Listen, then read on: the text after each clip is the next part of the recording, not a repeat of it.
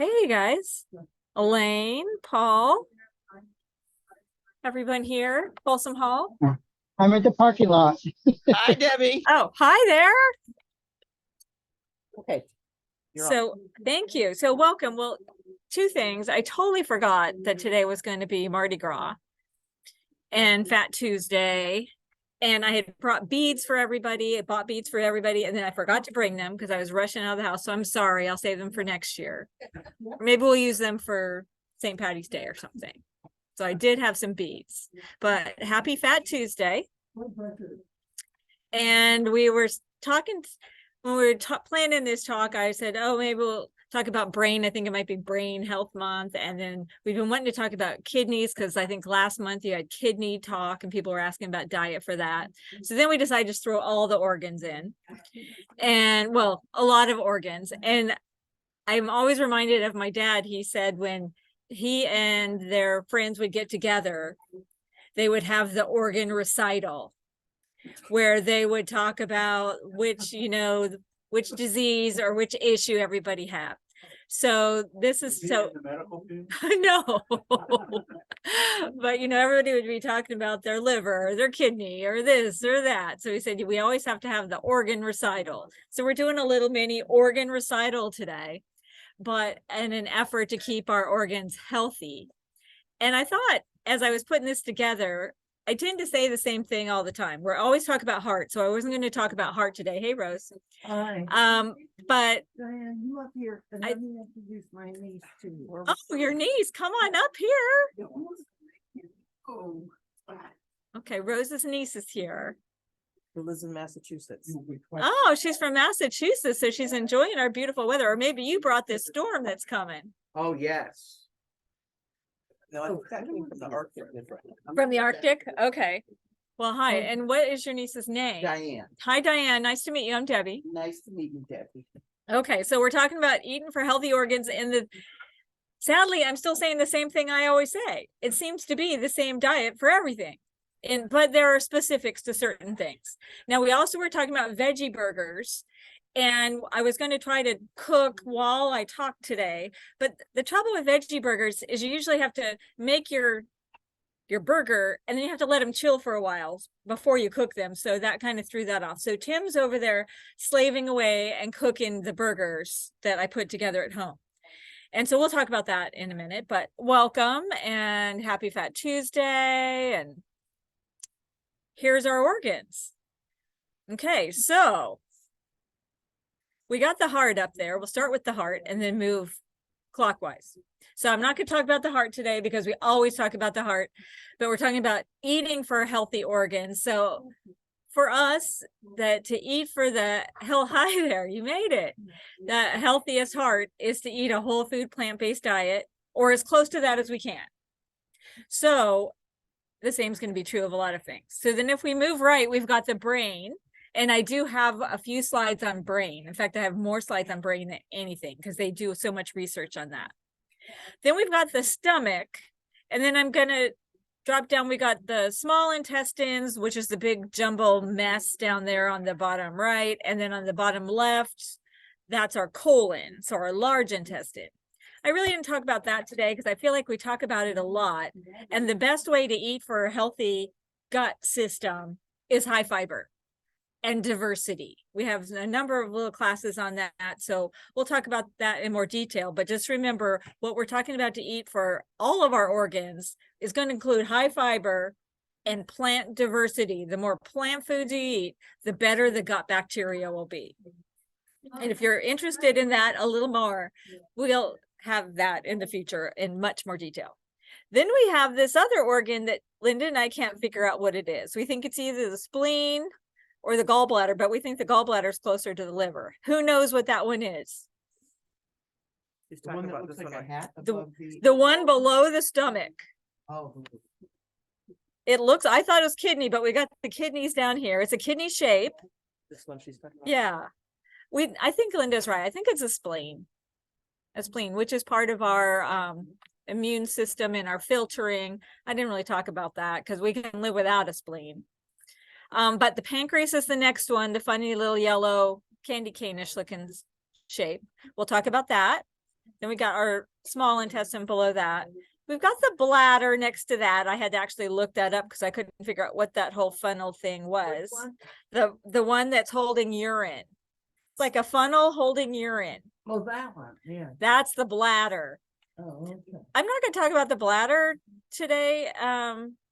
Really, cancer is what hits a lot of these organs as opposed to what we eat to make them healthy. So we'll talk about eating to avoid cancer. Then we got kidneys. I've got a few slides on kidneys. Those are the little pair there. We've got the large intestine down there at the bottom left. Sorry, I see what you're telling me, Linda, that I could do this. So here's our large intestine. And then we've got our liver. We'll talk about that. And then That's we've got our hat? lungs. The hat, is this the hat? Yeah. Yeah. Oh, I see why you think it looks like a hat. You're right. Yeah, that's our liver. And those are our lungs. So we'll have slides on those today, and we'll just talk about eating for healthy ones of these. Okay. What's that one to the right? Here, Yeah, that one. we don't know. We think it might be the spleen. Did anybody know? I Shout thought it that out. was the liver.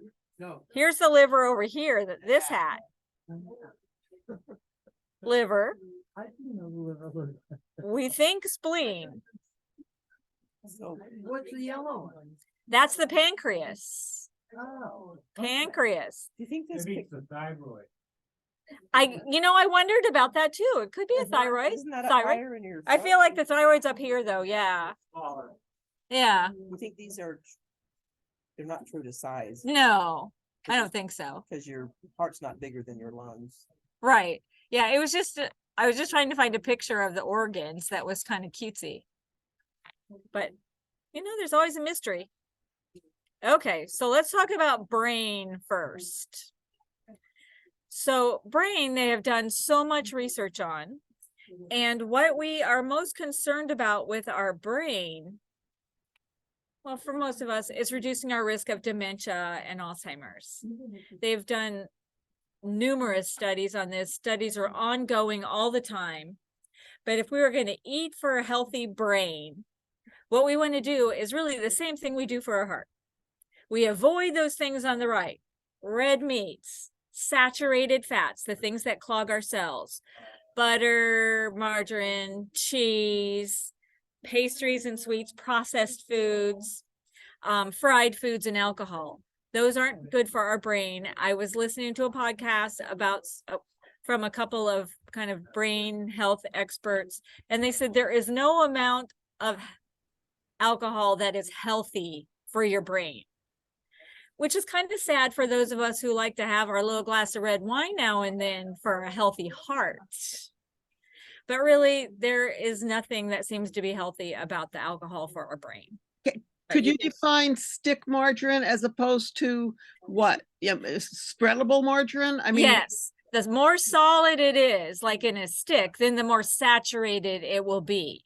That's not saying that soft margarine is super healthy either. We still want to do small amounts because there is saturated fat. But the more solid things are, the more saturated they are. So it just, and I actually just discovered this. I like that Earth Balance plant-based margarine. I know there's nothing healthy about it, but sometimes you got to have a little something. And so I really like that. And then I read that when you bake, you should get it in a stick. I didn't even know it came in a stick. But still, that doesn't make it healthy. It just makes it plant-based. On Laurel's Kitchen, Yes. and so I'm diluting the saturated fat in the butter. Yeah, that is true. So Rose makes her own by diluting it with real butter. And you dilute it with what? Canola oil or sunflower oil or Okay. corn oil or, With some of the healthier oils. yeah. What's the? And it liquefies at room temperature. Okay. So I think it's. But I thought lecithin and powdered No, I don't put that was in. in the original recipe. But they're asking for the ratio. Oh, I use, it really calls for a pound of butter and 2 cups of oil. But Whoa. I put in a cup and a half of oil to get more butter flavor.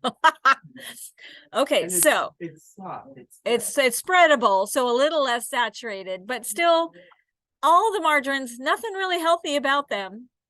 But there might be a place for So them. why not eat the real thing? Well, okay, so Rose is suggesting that we eat the real thing since none of it's healthy anyway. So it depends on how much you're using, I guess. Yeah. You're right. You're right. I put it on like cheese. But we might have to have an intervention about margarine. But things we can eat more often. So this is, remember, for our brain health. Now there's a lot of factors that are and I kind of took all those slides out because we're just gonna be talking about nutrition today, but a lot of factors that can affect our risk for Alzheimer's, like having high blood pressure, having diabetes, extra weight, not exercising. So all these are assuming we're going to eat like this and have these other healthy habits and take care. Hi there. Gosh, it's been a while since I saw you guys. Hi. While we're taking care of any health problems that we have. Some of us might have hypertension or high blood pressure. Some of us might have diabetes. Some of us might have high cholesterol, another risk factor for Alzheimer's. So we want to have those all controlled. And then what we're going to feed that would be dark green leafies and other vegetables too. But we need to eat lots of dark green leafies. Now, how many dark green leafies y'all think you eat a day? A cup? A serving? What is it? 2 salads. So my husband doesn't know why everything I reheat, like when I reheat chili or I reheat soup, I put it on a big bed of greens. I put it on, some shredded kale or something. He goes, why do you do that? And I said, because it's good for my brain and it's good for my heart. So we want to get lots of green leafies in. We want to do berries. Berries seem to be the highest antioxidant, like blackberries, blueberries, even strawberries, raspberries. They seem to really be beneficial, those antioxidants for our brain health. We want to include nuts and seeds. Those are a fat, but they're a healthy fat. We can't go too overboard, especially if we're trying to watch our weight, but they have a lot of good nutrients for our brain health and our heart health. We want to choose whole grains. So a whole grain, and in a perfect world, would be an intact whole grain, meaning it's just like it grew out there in the field. Not like we peeled it all apart and got it down into a flour. Now we're still going to eat whole wheat bread. In fact, today I got, for our burgers, I got those sandwich thins that were whole grain or multi-grain or something. So I got those. So those are okay, but they're not as good when the whole grain world as eating oats or barley or millet, or give me some more, brown rice. Buckwheat, thank you. Chia, yeah. And chia, that's actually, chia and flax, thanks for saying those, are going to go up into the nuts and seeds category, but they're still all really good. We want to eat beans and lentils. Who thinks they have? In fact, I was looking at the Michael Greger, the Daily Dozen, which I actually love to follow. And I think you're the one that told me I could get the app. So I love that. But you're supposed to have at least 3 half cups of beans or lentils or split peas a day. Do we do that? How many? 3 half cups. Cup and a half. Yeah, I can do that. But I don't eat that much. I don't every day. I try, but I don't always. What happens when you do? You're never going to get Alzheimer's. Your heart is going to be super excellent. You're not going to get cancer. Because I always get the super, well, not every day, but the super sized burritos from, but they're both beans. Oh, you bet. And Yeah. I get it, but I tell them no dairy, no fish, Right. no egg, no cake. Uh-huh. And they put out the following. Okay, so we're talking to having a burrito with beans in it. So it's okay to go higher than that. But we want to try to aim for that. That a burrito is a good way to get some beans in. Or you have beans in your chili. Today we have beans in one of those burgers. Use Dr. God, his name left me. Our cardiologist, the male cardiologist. Lopez, Yeah, Dr. Lopez. yeah, he said they haven't found anything bad about fish yet, Mm-hmm. but they have the chicken. So, Yeah. I didn't hear that. So she said that Dr. Lopez was talking and said they haven't found anything super negative about fish yet. And I will admit that the people who I follow about brain health, they're called the Schurzeyes. And they have said that they're really looking into fish because they're all about a whole food plant-based diet, but there might be some benefits to fish for that. I still go whole food plant-based, no fish, but a lot of people include a little fish. I think the research is still out. Is it because of the mercury? Yeah, the mercury, that's one of the downsides, you're right, is the mercury and contaminants that might be in our fish. We want to use heart healthy fats when we have fat and just moderate amounts. So avocados, olives, our nuts. We want to eat the fat the way it grew, not processed form if we can help it. And if you must eat meat, fish, or lean poultry, but the plant foods are preferred. And then another thing for our brain health that I think we forget about, also good for our heart health and many of our other organs, are spices. Spices have a lot of benefit, a lot of antioxidants that help protect our body. So when we're using cinnamon and turmeric and tell me some more. Ginger. Ginger, thank you. That's a great one. Good one. Cardamom. Cardamom, yes. Yeah. So there's lots of different, we want to really spice everything up. Do you think you shake spices on everything you cook? Things besides salt. Yeah. So we're supposed to try to use our spices in place of the salt. Debbie, what do you think of those turmeric tablets they're selling now and chewables and stuff? That's a great question, Elaine. You know, turmeric they found a lot of great benefits for it. However, I don't know that we need to buy it. If buying it in a tablet, you get it more, I guess, than just eating it in our foods. I think eating it, the studies I've seen are maybe like a quarter teaspoon of it. And so I don't know that we really need to buy a supplement of it. I don't think it'll hurt. if I use the fresh all the time, Yeah. but if I run out, how much of the, powder would you use, a quarter of it? I think a quarter teaspoon a day. And you know, so Rosa, and I admire her for this. She uses the fresh stuff and throws it in her smoothie every day. I use the spice that you buy in the jar. And I have a little container right next to my stove that is a third of turmeric, a third black pepper, and a third garlic powder. And I shake that on absolutely everything. But when you have a little black pepper with that turmeric, it seems to make it more available to our body to use the good parts. Yes. Just an FYI, I was on the computer and one of those ads came on and it was a doctor who touted herself to be a cardiologist someplace. Yeah. And one of the things that she said, I just turned it on, it was important for your heart to have more red meat in your diet. Ugh. If So you could there apparently there's summarize- some ad going on saying we need more red meat. And I'm Debbie, if you could summarize what people are saying, because those of us I on will. Zoom can't hear Okay, them at all. I will. I mean, what's she asking? She's saying, No, what is she asking? asking me to summarize what she asked. Oh. So she was saying she saw a commercial and she was smart enough to just turn it right off. And it's some cardiologist person saying we should all be eating more red meat. I really think that's malpractice. I honestly do, because there are plenty of researchers. I mean, maybe we can get away with the chicken and stuff, but processed meat and red meat have been very clear to show increased risk of heart disease and cancers. So I think the beef board was paying that lady. I don't, sure that at the end she had some product for 99. they're always selling a product. That's what she said at the end. She didn't watch it, but at the end, they probably were selling something. It's a follow the money. But taking a look at what I just wrote here for our brain health kind of meal guidelines, is that any different than what we're doing for our heart health? No. It's really not. I think they're pushing the berries a little bit more, but we always push the green leafies too. So that's why I found as I was putting these together, they're really still all the same diet.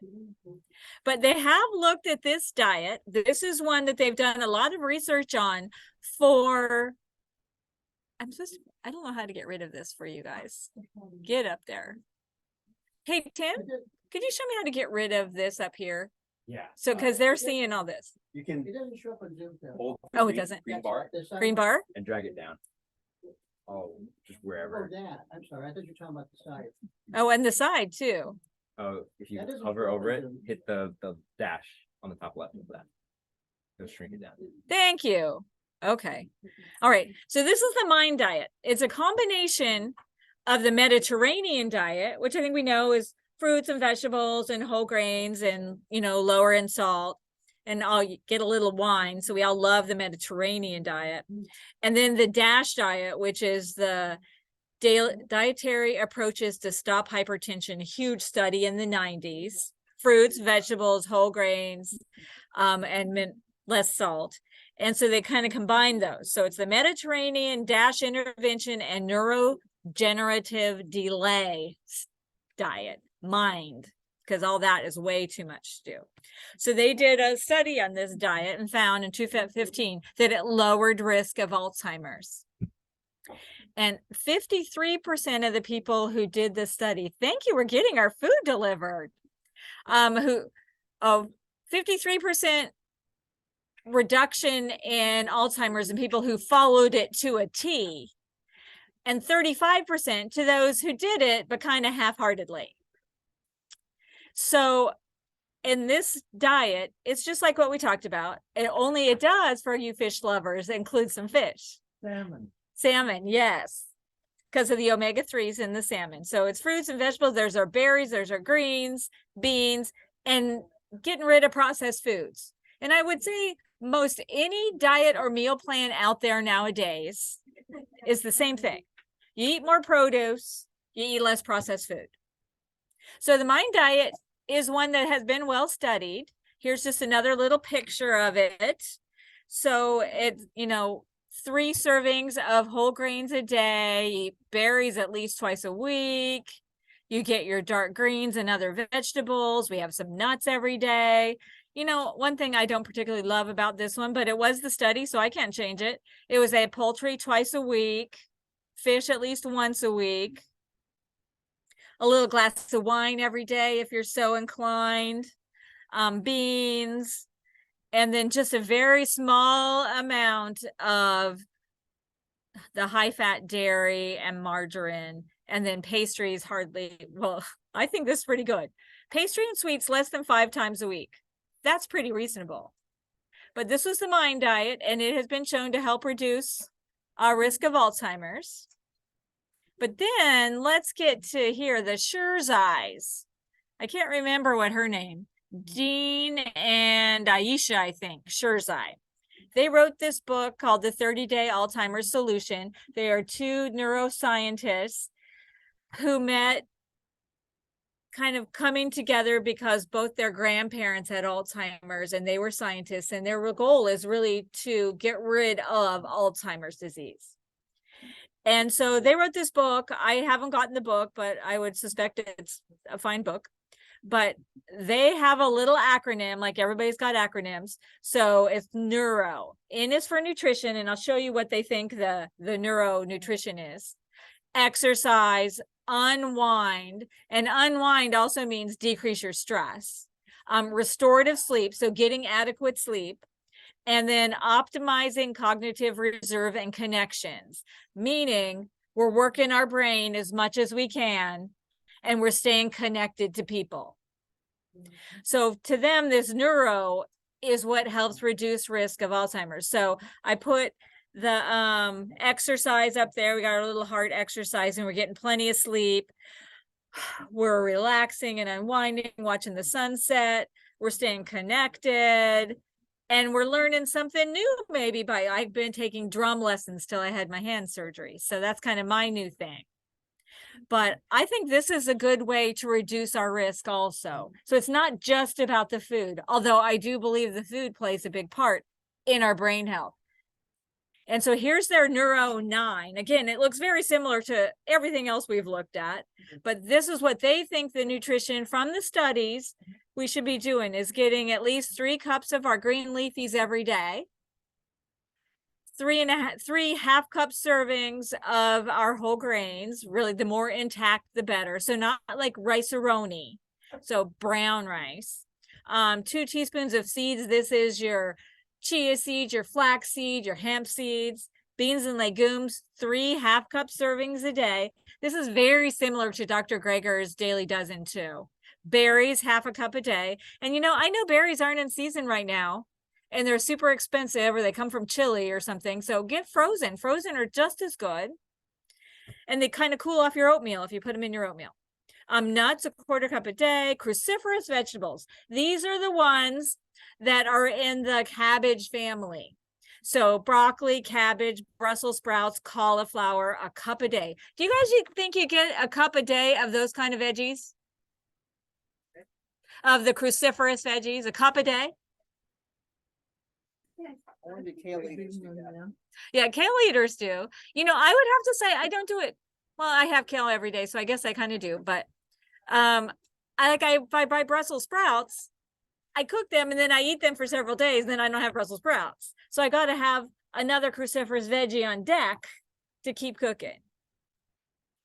Having tea also is included in the Neuro 9. So it's a green tea, a white tea, a black tea, or oolong tea. Any of those. High in antioxidants that help with our brain health. And then there's your herb and spices, at least a quarter teaspoon a day. So we just dump stuff on everything. So I thought that was very similar to our first slide. And this seems kind of doable to me. What do you think? How do you cook your kale? Any tricks for kale? Well, there's so many different ways, and the question is how we cook our kale. And so everybody can say what they do, but I actually I'll either buy it and cut it up, or I'll buy it in a bag that's already cut up, and I'll put it in a bowl, and whatever I'm having, I put on top and stick it in the microwave and reheat it. Or I put it on a skillet and let it wilt a little bit, and then I have that. A lot of people are into making the kale chips. Very good. I never do that very well, so Low oven. I would love somebody to teach me how. Velma? One thing that I brought today, only I forgot to take it out to unfreeze it last night, so it's still frozen over there. Ooh, we have something over there? But I brought, I brought my pesto. And that's a good thing to put kale in. Definitely. So we're saying Yeah. kale is good to go in pesto. But that pesto doesn't have kale. Uh-huh. What that pesto has is, collards, leaves to fava beans, Oh. broccoli, So that's the cruciferous. Yes. those are the 3 main, Collier, So we got- broccoli, and kale. So put tahini that one doesn't have kale. Okay. Yes, it has tahini. so it's got tahini in it, collard, fava bean leaves, and broccoli. I also brought fava bean leaves for you to try if you like them. I just eat them raw. I use them like this. Oh, how fun is that? So we're gonna have some fava bean leaves here to try, thanks to Velma. And you can So eat thank them you. on your Look at burger. all the stuff you're missing. I know. You guys need to be here. We got lots of goodies here. Bean leaf cruciferous, probably not. I don't think a fava bean would be cruciferous, but it would be good. Greens are still good, even if they're not from the cruciferous family. So, okay, that's our brain. Let's get to kidneys for a minute.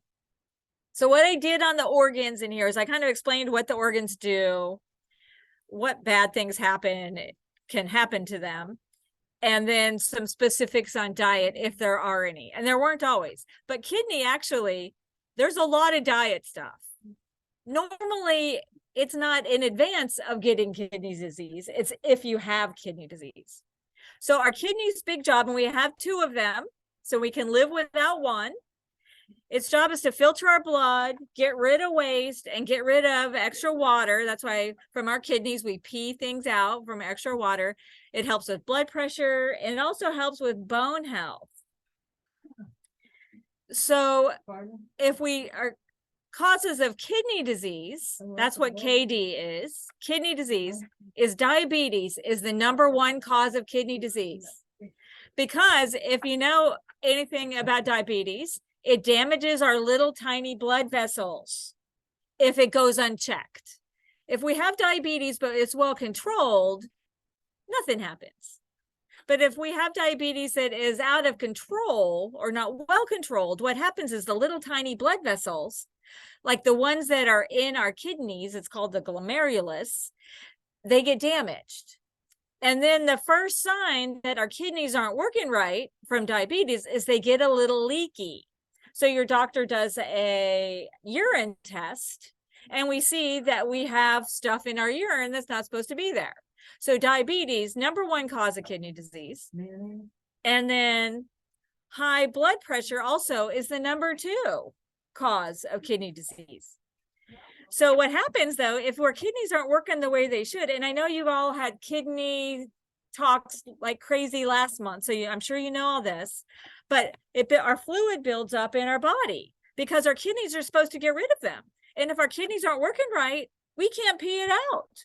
And then also there's some waste in our body that we're supposed to be peeing out or recycling. And so if our kidneys can't do that, it builds up. So what builds up in our body is, well, I guess protein, but potassium and phosphorus are our big things, and sodium. So they build up in our bloodstream because our kidneys can't get rid of them.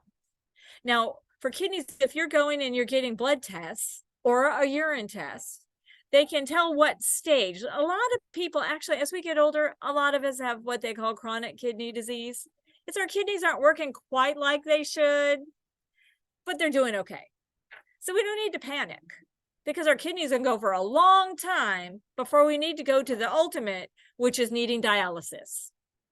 And when you have dialysis, they hook you up to a machine every few days that clears out, it recycles your blood, takes out that potassium, takes out that phosphorus, takes out that extra fluid, and then you're set to go for another few days. So we don't want to have problems with our kidneys. Which foods have phosphorus? Phosphorus, I think I might have that on my next slide. Hold it. But it would be like sodas, Oh, dairy. But I'll have it on my next slide. okay, thank you. Well, they are because they're in your kidney, but Oh. not generally, not like with chronic kidney disease, no. Risk factor for kidney stones might be having too much calcium. That might be a risk factor, or you might be prone to it. So I see people are eating the burgers. How are they? Very good. So I made 2 kinds. One was a super simple recipe with kidney beans mashed up and oats and rice, I think. Another one was a little more complicated, but it was mushrooms. Eating them a little bit raw, because I wanted to see what they tasted like, the mushroom one tasted amazing. So I don't know which ones y'all got, but I'm glad you liked them. So see, you guys are missing our veggie burgers here. Okay, so how you manage kidney disease or how you manage your diet depends on what your blood levels are. If you have a higher potassium level in your blood, we need to be careful about your potassium intake. If you have higher phosphorus or sodium, we need to be careful about how much we're eating of that stuff. We also may need to be careful about how much protein we have. Eating too much protein, when we eat protein, it has a nitrogen in it, and our kidneys have to kick that out. So if our kidneys aren't working right, it doesn't do that very well. So generally, we just have to be careful not to overdo our protein. So really, it all depends on our levels. Yes. Do UTIs have anything to do with the kidneys? So the question was, do UTIs have anything to do with our kidneys? And no, I don't think so. I don't think they do. So here's the general diet for healthy kidneys. Now, I know this is so small, y'all probably can't even read it. But I listed potassium and phosphorus foods here because it's not just simple to remember. Patients I've had over the years who have had kidney disease, like where they're on dialysis, they know their phosphorus and potassium much more than I do because they're living it every day. It doesn't always make sense. It's not like, oh, I can remember this class is high in potassium and this class is low. You got to have a list and then you start to remember it. But I put here the Kidney Disease Foundation or dialysis foundation called DaVita have great information for people with kidney disease and with lists from all these foods. But generally, the diet to keep our kidneys healthy is to limit our sodium, because sodium is one of those things we're not going to be able to clear, and it's going to affect our blood pressure. If our potassium or phosphorus levels are high, we need to cut back on those. It doesn't mean you can never have them, but we might need to cut back on them. So let's say your potassium is a little high. So you're going to say, okay, I'm going to avoid some things that are really high in potassium, like potatoes, bananas. Although at the dialysis center, they'll teach you to dialysize your potatoes.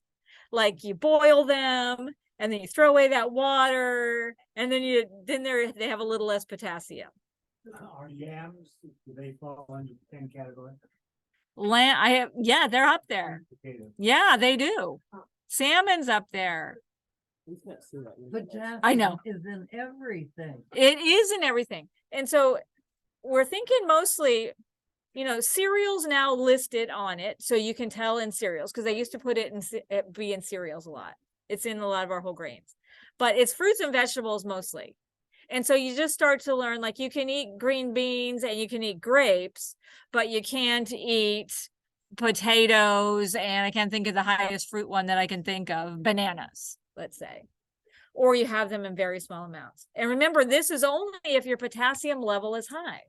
But the potassium level is something to take very, very seriously, because a high or a low potassium can stop your heart.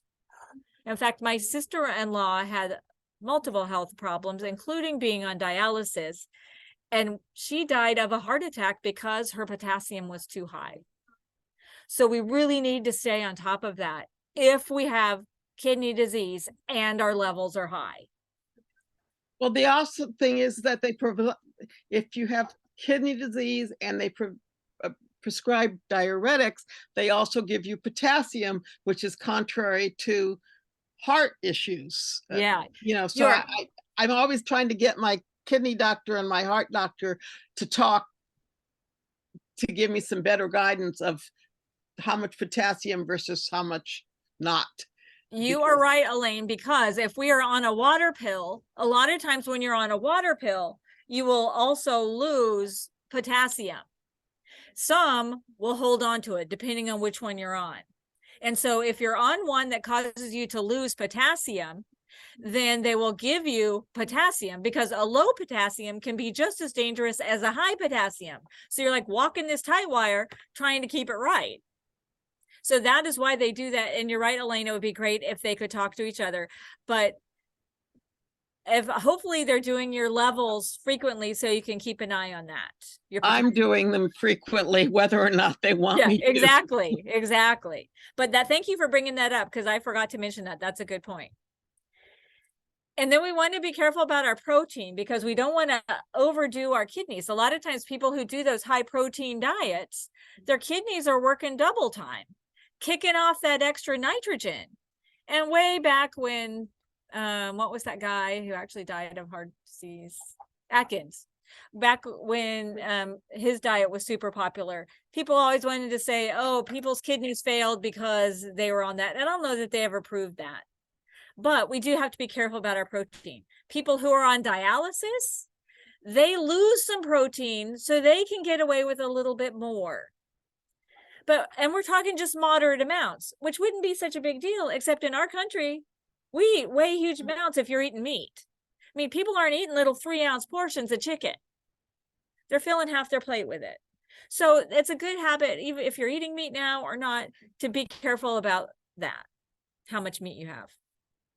Choose more plant proteins. And this I love about the turn in kidney treatment now, is they're really pushing the plant-based diet, because plant proteins don't tend to affect the kidneys as negatively as animal proteins.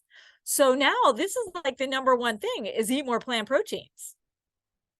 And you probably can't see my list, but beans are on our higher phosphorus list. And so people say, well, here, you're telling me to eat beans, but they're high in phosphorus. So what they do for that is they have binders. You take, like, Tums, a calcium pill would be actually be a binder, but they have specific binders. So whenever you're eating something that's higher in phosphorus, you take a binder or two, a pill that will help to bind up the extra phosphorus. But they're still promoting plant protein in for healthy kidneys. And then you might have to be on a fluid restriction because people whose kidneys have failed can't pee. They're not going to save, you know, up their urine to pee out. So we've got to restrict our fluid. And to be quite honest, I feel like when you're on dialysis or you're even getting close to that stage, it's not an easy diet to follow. In fact, one of the things you ask about phosphorus, all the things we tell you to do, eat whole grain this, eat high fiber that, you have to switch back to white bread. Well, some people might love that idea. I don't know. But you have to switch back to white bread. So it's not the funnest diet. And it doesn't always make sense. And it's not everything you've always heard and learned about. But it's definitely doable. I love the kidney disease, like especially people who are on dialysis, they go in, they have their dialysis, they run their numbers, they say, oh, your potassium's high, your phosphorus low, blah, blah, blah. Here's what you can do.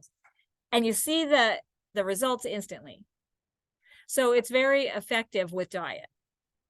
And people can go on dialysis for years and years and years. It changes their way of life, but a lot of people can do it at home now. So, but remember, if your doctor says, and one that thing they measure for you, and you might have this done, it's called a GFR, a glomerular filtration rate. The glomerulus are the little ball of small blood vessels, and they measure how well your kidneys are filtering. And so they might tell you that, oh, because of what your number is, you have chronic kidney disease. Again, don't panic. It just means you want to stay on top of being healthy. You want to stay on top of eating right and exercising and maintaining your weight and keeping your blood pressure good, because our kidneys can go a long time before we get to dialysis stage. Okay, that's our kidneys. There we go. How many organs do we have left? Lungs. All right. There really isn't much that we eat to help us have healthy lungs other than a healthy diet. But our lungs' job, well, we breathe and we exhale CO2. And the reason why people might get lung disease, one of the biggest ones, is smoking or vaping, like all the kids who think vaping is so cool now. Pollution, toxins in the air, exposure to certain toxins like asbestos, things like that. Asthma, those would be our causes for lung disease. So how do you prevent and manage our lung problems? Well, you don't smoke and you don't get exposed to secondhand smoke. Those would be our biggest. But also getting your vaccines is very important. So getting your flu shot, getting your pneumonia shot and getting even COVID shot, if we haven't gotten that yet, are all helpful to maintain a healthy lung or keep us from getting, the thing is, you get the flu, you can get sicker if we haven't had the flu shot. Or if you have pneumonia, you could get sicker, and that lends to respiratory problems. Avoiding indoor and outdoor pollution. So on those days when it's smoky and they say, stay inside, stay inside. What would indoor pollution be? Ozone. Cigarettes. Smoking, fireplace. The fireplace, good one. Yeah, Gas smoking. cooking. Gas cooking. Oh, that's what I hear. Yeah, y'all taught me that. So ozone, Oh, no, or carbon monoxide, isn't that what? carbon monoxide. Yeah. You want to stay exercising so you're keeping your lungs healthy. You want to maintain a healthy weight because obesity is a risk factor for asthma and sleep apnea, which are risk factors for lung disease. Well, asthma is a lung disease. So we want to achieve a healthy weight or healthier if we need to. And as far as eating for healthy lungs, it's, lung cancer is an issue too, although that's usually the result of smoking. But we want to have a lifestyle that will help prevent cancer and extra weight and is anti-inflammatory. So what's that? The same thing we've been talking about. Fruits and vegetables, whole grains, beans, low in meat and low in dairy. I did find a couple studies that said, I think I didn't even see who sponsored them, but it said, in comparing diets, people who had the higher meat and higher dairy were more prone to lung disease. But that was just a couple small things. But low in meat and dairy did seem to have something. And dairy is something that sometimes should be avoided with asthma because it can be mucousy and cause problems for people who have that tendency. And then we got our liver. What's our liver's big job? Well, it filters toxins. Toxins like if you're on a medication. So it's filtering. It also has some really important jobs, like it manages our clotting. It stores our, no, I said that wrong. It makes our bile. It's stored in the gallbladder. Sorry, I said that wrong. It makes our digestive enzymes, things that have to come out so we can digest our food. It stores sugar and converts the sugar in the liver to glycogen, which could be sugar if we need it. And it makes blood proteins. I mean, it's got some life and death jobs, our liver does. So the liver diseases, though, that we hear about, you can have alcoholic liver disease, like cirrhosis. What we hear about most now is non-alcoholic fatty liver disease or non-alcoholic steatohepatitis, NASH. That's a popular one too. Hepatitis also, which is inflammation of the liver, and then liver cancer. So what happens, let's say we have that non-alcoholic fatty liver disease. Fat cells build up in the liver, and our liver almost becomes kind of swollen and damaged. And so it ultimately can become that next one, which is worse, NASH. So the fat, and a lot of doctors are seeing a lot of fatty liver nowadays because of the typical American diet. We're eating more fat than we should. It gets stored in the liver. And then our fat stored there makes our liver kind of sick. And you can see this by our liver function tests, which they measure. But this NASH is common in people who are overweight, in diabetes, people with high triglycerides, and people with high cholesterol. So now we've got this swollen, sick kind of liver. So it becomes scarred, which is what cirrhosis is. So most people know, oh, cirrhosis is when you drink too much, but now it's happening when you don't drink too much. And so we get cirrhosis, which can then lead to cancer, which can then lead to liver failure. My Yes. sister had cirrhosis from methotrexate. Oh. Drug. Okay, so that is a very good point. So Rose says she, her sister had cirrhosis from a medication, methotrexate. So it can, so our liver filters our medications, which is why if you're on a medication, you're on a statin, you're on anything, they should be checking your liver function test to make Even sure a that statin? even a statin. Huh, Yeah. I don't think so. Could that even be like some Tylenol stuff too? Oh, yeah. I think so, but particularly ibuprofen is asking if it's Tylenol, but can Tylenol do it too? I think ibuprofen is the worst. No, I see, man. Acetaminophen too. Yeah, my sister died. Oh, They're what? that can damage your liver. Acetaminophen or ibuprofen. That's why they're usually, and ibuprofen, now that you say that, can affect our kidneys. I totally forgot about that. Yeah. Is one of those Tylenol? Yes, acetaminophen is Tylenol. Thank you. Would that float you up first before it got, where is it? I had a cousin and she did pass away, but they thought she gained weight, but it looked like she was bloated. And I was just wondering if that's like a warning sign, like. Oh. you shouldn't be. It could, Paul's asking about if your liver isn't working right, if you get bloated. And, you know, I'm not sure around the face. I don't really remember from back in the day when I was studying that stuff, but you get this stuff called ascites, which is in around the liver and around your belly. It's big bags of fluid. So I don't know about the Because you face. said it was psoriasis and you said that make that like. they didn't Cirrhosis. really drink a lot, but- Yeah. So it could have been the non-alcoholic type. So how do you prevent these liver problems? Well, you maintain a healthy weight or get to a healthier one. There's no special diet really to help with the liver except to just eat a healthy diet. Fruits, vegetables, whole grains, beans, less meat and dairy. I know, don't I sound like a broken record every time I'm here?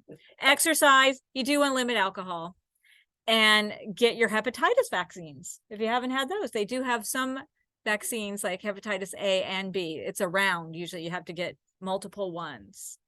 And so sometimes people But get how one. often do you get those? I think just once. I don't Just think you once? go back. Yeah. but they're like 6 months apart or something.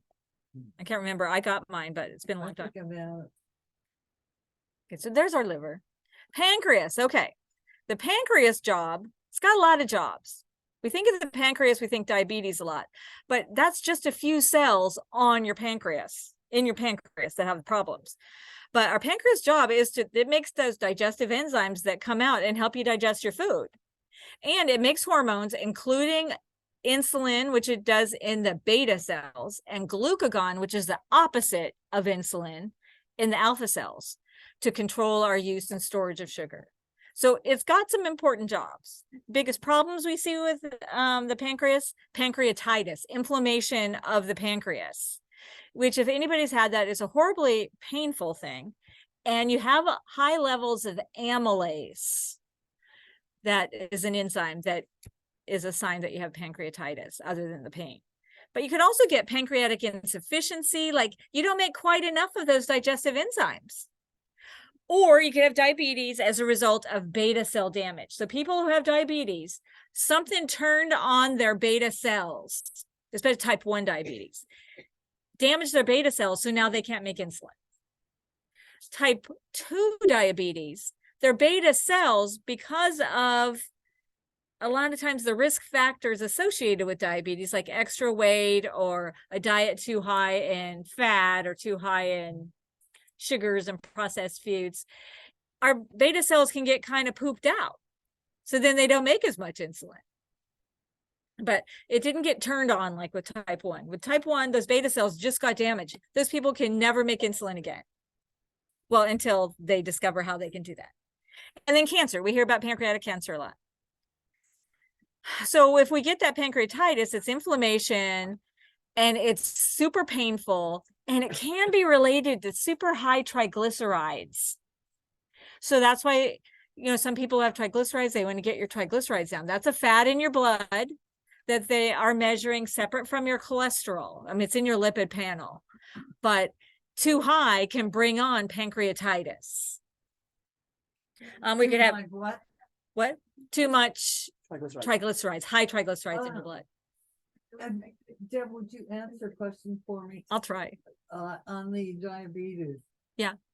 If my diabetes is under control at times, does that mean I'm making insulin again? You might be, yeah. So when people get type 2 diabetes, at first they're probably still making some insulin there, and they might make it for quite a while. But eventually, their numbers can't get in control with just pills and lifestyle changes. So then they need to take some insulin. So they're not making as much insulin as they used to. And eventually they can make very little. But if we can go for a little while without medicine, we're probably still making a little insulin. No, probably, yeah, because I have the skiptosis that's Mhm. needed to Yeah. Okay, thank you. Chronic pancreatitis eventually can also damage our kidneys. So we got to be careful. We might get chronic pancreatitis. We also think of that sometimes with alcohol, too much alcohol. And diabetes, if the cells are damaged, like the beta cells, the rest of the pancreas works fine. It's still making your digestive enzymes. It's doing all the stuff it's supposed to. It's just those beta cells. Would So you how mind explaining what the beta cells are? Yeah, I have a little picture next, but it's just Thank a you. cell that's in our pancreas. And they're the ones that make the insulin. But I'll show you in a little picture in the next one. Thanks for asking that. So how do we take care of our pancreas? Well, we don't smoke. Limiting red and processed meats came up in some ways to take care of your pancreas and make sure you control your diabetes. And if you manage how to manage, let's say, chronic pancreatitis, control your diabetes, and because cancer is a common one that we see with the pancreas, we want to have an anti-cancer diet. What's that? Fruits, vegetables, whole grains, beans. And don't smoke. So, okay, here's a picture of the pancreas right there. There's these little cells in the pancreas up here. They're Looks like an ear of corn. It does look like an ear of corn. So we've got the islet cells. On the islet cells, we have our beta cells, and they're the ones that make insulin. So our blood sugar goes up a little because we just ate food. Our beta cells send out some insulin. The insulin goes to our, say, muscle cells, unlocks the door, the cells open, take in the insulin, our blood sugar now can go down. Now, quite the opposite, and also on our pancreas, we've got our alpha cells. Those make something called glucagon. So I showed a picture here of the liver because when our glucagon comes out, like if we have a low blood sugar, glucagon comes out and it tells the liver, hey, release some of that stored sugar you have. And so that's why I have my little picture of the liver right here. So if anybody has diabetes, you know that if you got into a super low blood sugar, they're going to give you a glucagon shot. That's to tell the liver, send out some sugar because it stores some sugar. So again, though, if it's just from the islet cells, those beta cells, if that's what's not working, the rest of the pancreas is doing fine. That makes sense? I think that's all I got. Okay, so those were the organs we discussed today. But I pulled this up. I pulled it up for heart disease too. But these are called Life's Essential 8 Lifestyle Factors because we're talking about lifestyle changes to help take care of all of our organs. These are the ones that American Heart Association came up with to help take care of your heart. But what they found that it also helps with Alzheimer's, and I would assume it helps with every organ in our body. So what are they? Eating healthy, exercising, controlling our blood sugar if we have diabetes, controlling our weight, keeping our cholesterol at a good level, keeping our blood pressure under control, don't smoke. And this is what they added in the last year is make sure you're getting plenty of sleep. So to take care of any of our organs, this is going to work. Diet specific is going to be lots of fruits and vegetables, whole intact grains, beans as your protein source if at all possible. If you're eating meat, just steer clear of red meat and processed meats and eat it in small quantities. What grains are low in phosphorus? Because it seems to me when I was told I needed to control phosphorus, grains were one of the ones that I had problems with. Brown rice, oatmeal. Sorry, I don't know them by heart, but I can send you a list. That would be Can fantastic. you do that? Because I can get a list for you. Okay. That would be great. Thanks. All right. So oatmeal is high or low in phosphorus? Low. Oatmeal is low. Thank goodness, since we eat it every day, I most do of too. us. I know. I have a question. Yeah. Almost everything in the way of vitamins anymore comes in gummies. Yes. Aren't they just packed with sugar? I don't know. They just. So she's asking about how all the vitamins now come in gummies. And you have to look at the label. I don't like the gummies because they have gelatin in them and I try not to have gelatin, but they do have some sugar. I don't know if it's an outstanding amount, but yeah, they have sugar. I just was with some people yesterday and they were just touting everything. All their gummies. Oh, CBD comes in gummies too, just so we know. what? CBD. So, okay. So bottom line, here we go. Eating for healthy organs. We're going to just eat to lower our risk of extra weight, control our diabetes, reduce our risk of cancer, and reduce our risk of heart disease. So lots of fruits and vegetables, including greens, berries, and cruciferous, intact whole grains, nuts and seeds, plant protein whenever possible, or lean protein. Herbs and spices, load them up. Limit our saturated fat. Avoid sweetened beverages, just lots of processed sugars, and alcohol only in moderation if you're going to do it at all. And so we did veggie burgers today. I wanted, Linda, you sent out the list. I did a bunch of recipes. I made 2 today. My favorite is ones like this. This is kind of what I made today. That's just, you have a can of beans. I did kidney beans, and then I had some oatmeal and some brown rice. The recipe called for tomato sauce, but I use barbecue sauce because I tend to like that. And you shape them into patties. They're quick and easy and stuff you generally have in your cupboard. And then you can grill them outside, or Tim cooked them for me today on the little George Foreman grill or in a pan. I'm not sure which he did, but there's lots of different combinations. But another one I did, which I think is probably the better tasting of the ones I made in those recipes, was the mushroom one. The mushroom one was really good. And you just, it's more work. I tend to do these because They're quick and easy. But you know, you had to saute up the mushrooms a little bit and have a little sauteed onion, and then you blended it up, but with the same things with the brown rice. And there was had a little bit more rice in it. And I used panko. It called for panko, the breadcrumbs.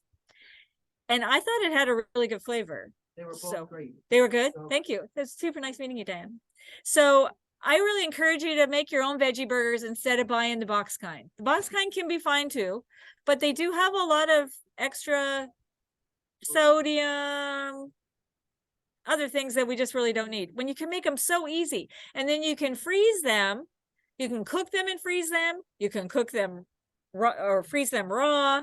And I just have little stacks of veggie burgers in my fridge or freezer anytime we need them. So I encourage you to try those, and it will help all your organs.